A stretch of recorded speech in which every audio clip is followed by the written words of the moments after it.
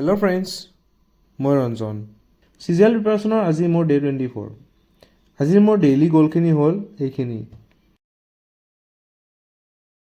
আজি অনা কাৰেণ্ট এফেয়াৰ্ছটো হ'ল অপজিশ্যন পাৰ্টীয়ে ন' কনফিডেন্স মশ্যন ৰেইজ কৰিছে এগেইনষ্ট লোকসভা স্পীকাৰ ওম বিৰলাৰ ওপৰত।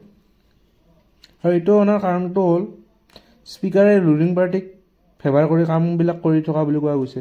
আৰু সেইটো কোৱাৰ কাৰণ হৈছে অলপ দিন আগতে যেতিয়া ৰাহুল গান্ধীয়ে লোকসভাত former Indian army chief general M নাৰৱানীৰ এখন আনপাব্লিছ বুকৰ কেইটামান কোট ক'বলৈ ওলাইছিল, তেতিয়া স্পীকাৰে এলাও কৰা নাছিল, য'ত কিছুমান কথা চৰকাৰৰ এগেইনষ্টত আছিল। আৰু বেলেগটো কাৰণ হৈছে স্পীকাৰে 8টা এমপিক লোকসভাৰ পৰা ছাছপেণ্ড কৰিছিল ফৰ দেয়াৰ আনৰুলি বিহেভিয়াৰ। মেইন কথাটো হ'ল যেতিয়ালৈ মশ্যনৰ ডিচিশ্যনটো লোৱা নাযায় তেতিয়ালৈ স্পীকাৰে প্ৰিচাইড কৰিব নোৱাৰিব।